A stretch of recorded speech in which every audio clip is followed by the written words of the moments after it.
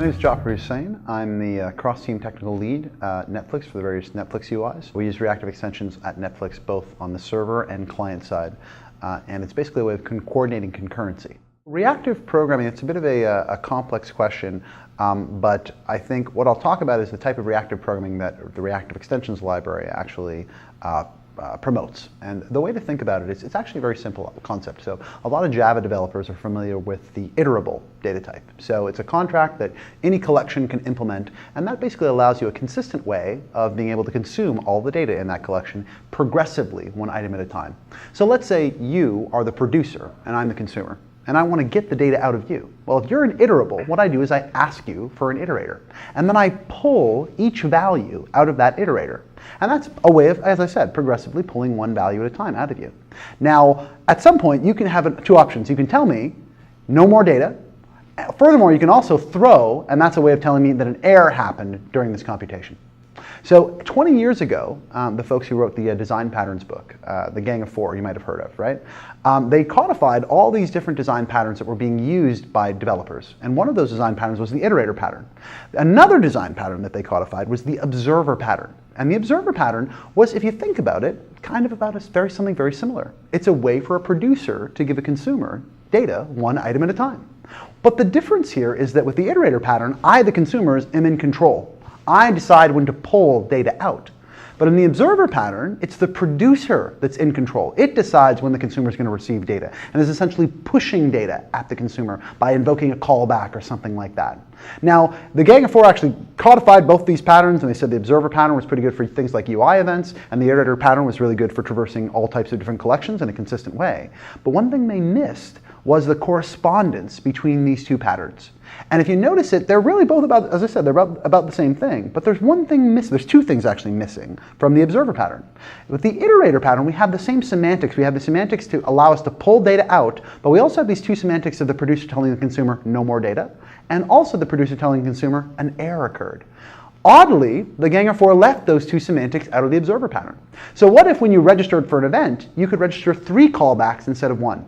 And in addition to the producer sending you data, the producer could also tell you an error occurred asynchronously by invoking a callback, and furthermore, the producer could tell you that no more data was ever coming by invoking a completion callback, basically saying the stream of data is done.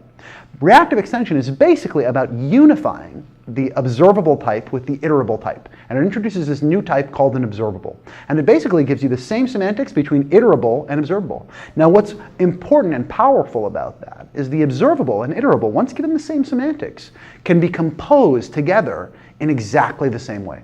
So we know how to do all sorts of interesting operations over iterables. Like SQL is basically a set of operations we do over sets, right? We can filter, we can select, we can order. Now, what if I was to tell you that anything you can do with a SQL query over data that's inert, that's sitting in a table somewhere, you can also do over events, data arriving in. So it's quite possible to write SQL-style queries over events. And the difference, of course, is that now that query is evaluated as the data arrives. And so you can evaluate data in real time. This is an enormously important discovery in computer science. It's highly relevant to all the things that we're doing today, both on the client and on the server. We're seeing two major trends. On the client, of course, we have JavaScript everywhere, and we're doing a lot of code in the browser, and all that code in the browser is asynchronous when we make requests. Furthermore, now on the server, we're seeing Node.js crop up and a very, very big trend for scalability towards asynchronous I/O. And so we're using this observer pattern, which is basically events everywhere. More and more code is becoming evented. And so that's introducing a lot of complexity into applications as people try and cope with all these callbacks and try and figure out, and that's why it's called reactive data. It's sort of like, coding while somebody's throwing golf balls at you, right? And anytime you've got to be ready for the data to come in and react, and that's why we call it reactive programming. But it's basically events. There's nothing fancy about that. As far as reactive extensions is concerned, it introduces this new data type observable, which it says is the right way to model events. But by adding those two completion semantics, we can now use all the operators you're maybe familiar with over things like array, map, filter, reduce, merge, zip. All the ways that we know how to transform streams of data that we can pull, we can now transform streams of data that we can push. And that's what reactive extensions is basically about. No, not actually using SQL, but it's just the concept of SQL. So if you're familiar with the new Java 8 Streams API, imagine Java 8 Streams over data that's arriving, that's being pushed to you dynamically in an event, right? That's basically what Rx is. Instead of reading data out of a file, you're actually querying events as they come in. So one thing I could do, I could listen for an event stream, and I could filter for only those events that, say, met a certain criteria. And then I'd end up with a new collection. We think about events as collections. A new collection that has fewer items in it. But now those items, I'm not collecting them up anywhere. So collection isn't quite the right word. I'm not storing them anywhere. It's as the data comes in, I'm immediately alerted. Right? But it just basically goes through this filter process and doesn't get forward. The callback doesn't get forwarded along unless it meets a certain criteria. You could see also how you could write a map over that, right? As a callback gets invoked and data gets pushed at you, you could apply a projection function to that data and then take the results and then call the next person. And so data doesn't get stored anywhere or accumulated anywhere. It just gets blasted through the system in a series of callbacks. And so nobody sort of holds on to it. It's like a hot potato. Absolutely, and so the way Netflix thinks about the middle tier, and the middle tier being, the tier in which we go request data from the persistent data sources, whether they be Cassandra or SQL sources, and then do transformations on them and then outputs them, is the way to think about the middle tier is one big pure function, because it's all data in, and then we don't transform that data, we don't mutate that data, we then output new data after transforming it. So it's like one big map operation over a series of input data sources. So why the heck would we have state modification on the middle tier? We don't. What we do is we actually model all of these asynchronous requests as observables. And then we use the operators from things like SQL to essentially write a query to coalesce all of those observables into one big observable and modify it so that it's exactly the data stream we want to output, which might be as simple as a single JSON object within an observable. And then we just for each over that observable and output it to the stream. And so the entirety of our code is fully stateless, with only state at the edges when we read off of a stream and then when we push out to a stream. But all the code for composing together the observables, maps, filters, reduces, is all entirely stateless.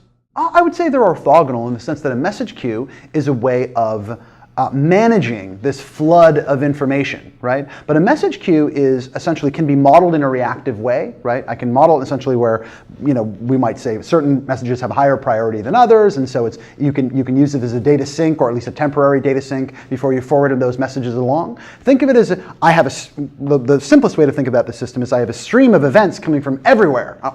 Anything could fire at any time. By putting things in a message queue, I can enforce things like priority, I can slow things down, but the eventual end result is still another stream of data. All we've done is some modifications to it. And that's the way we think about it vis-a-vis reactive. It's just another stream operation.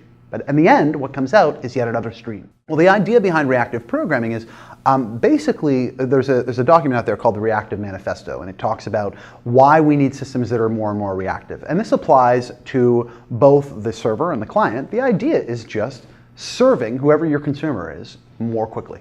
Right? Reactive, there's no reason why we need to aggregate up information and then run a query on it in order to give somebody an answer. If we can just take data as it arrives and immediately output an answer, we're going to essentially be more agile. We're going to need to allocate less memory to store intermediary results. There's no reason to build up these big data stores and then write queries that pull data out of them when we can just write the query and transform data as it comes in. It means less places that we have to store data just to make the programming model easier, because often that's what we do. We'll store data not because we can't immediately process it and move it along. It's because it's hard to immediately process it and move it along. And why it's so important to understand this unification between observable and iterable is that we realize now that anything we can do to an iterable, we can do to an observable. Now that we've unified the semantics of these two types. And so, if you can write a SQL query over data that you've stored in a temporary table somewhere, you can write a SQL query over that live data. And so it's all about serving your consumer faster, whether that consumer is another machine on the network or a user sitting there right there using a user interface.